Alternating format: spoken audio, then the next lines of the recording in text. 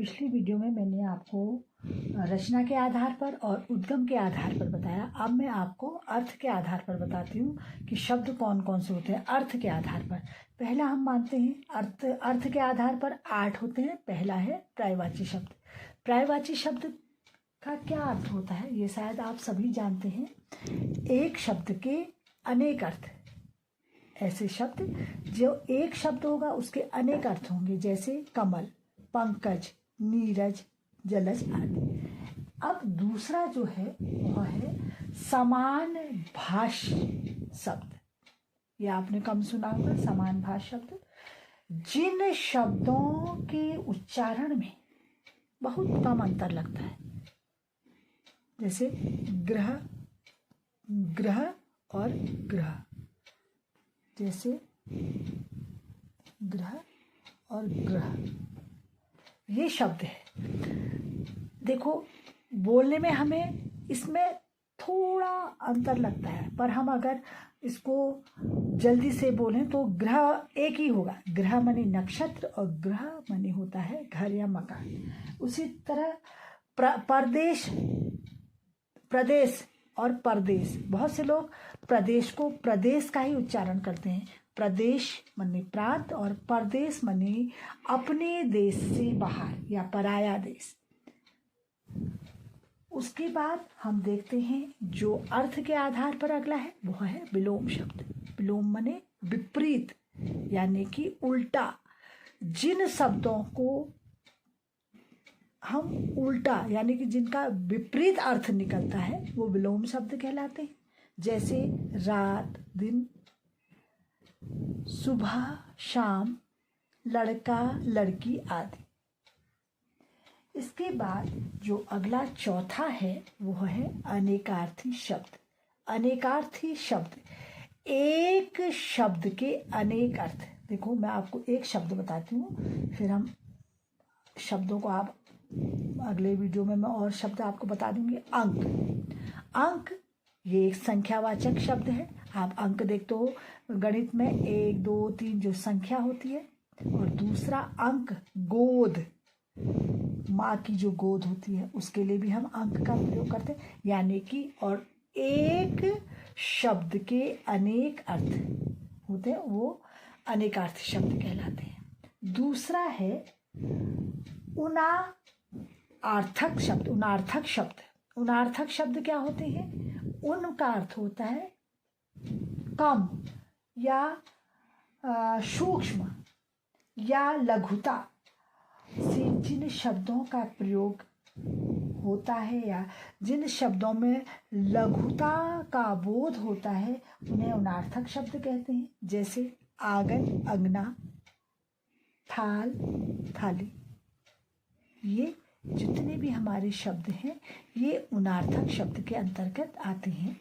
छठा है समूहवाची शब्द। समूहवाची शब्द, समूह मतलब वो वस्तुओं का भी समूह हो सकता है, व्यक्तियों का भी समूह हो सकता है। तो ऐसे शब्द जो समूह में होते हैं, जैसे फूलों का गुच्छा, फूलों का गुच्छा, ये क्या हुआ? समूहवाची शब्द हुआ। उसी तरह कतार शब्द भी समूहवाची है। कतार बने चींटियों की कतार,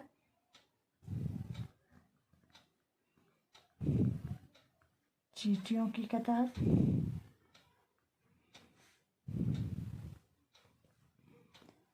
चींटियों की कतार या तोतों की कतार। इसी तरह से यात्रियों का कारवां,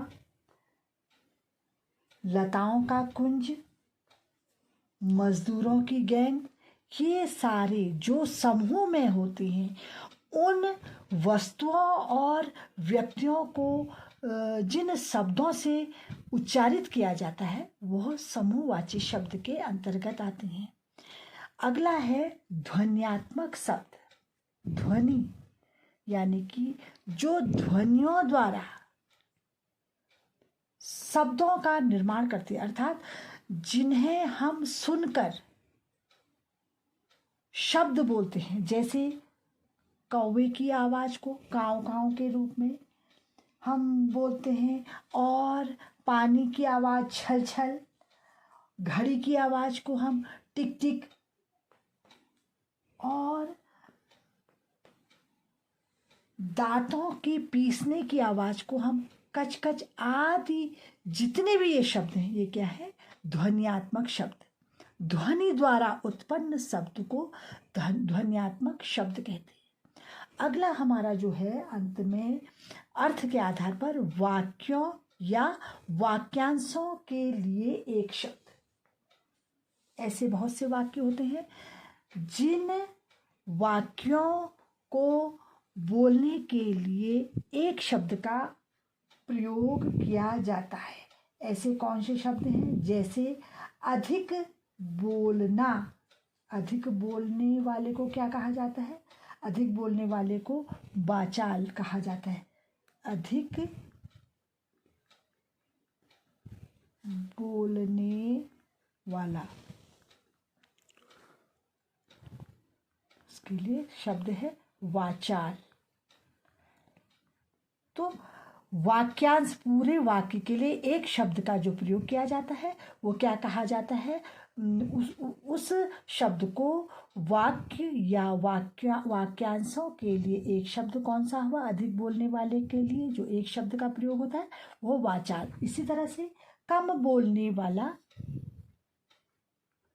कम बोलने वाला,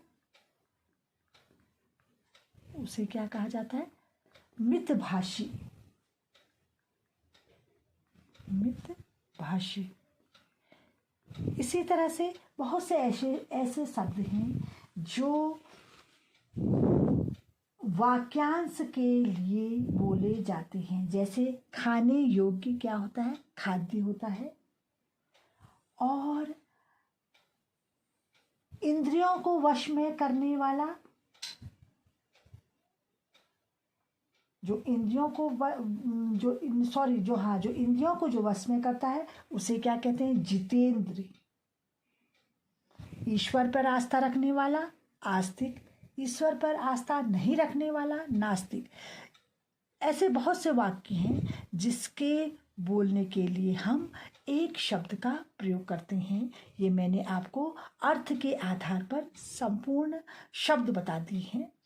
तो व्याकरण में शब्द कैसे बनते हैं, इन सारी शब्द रचना के आधार पर, अर्थ के आधार पर, उद्गम के आधार पर मैंने सारे आपको शब्द बता दिए। अब आप सभी से मेरा निवेदन है कि आप मेरे चैनल को लाइक करें और अधिक से अधिक इसे देखें। धन्यवाद।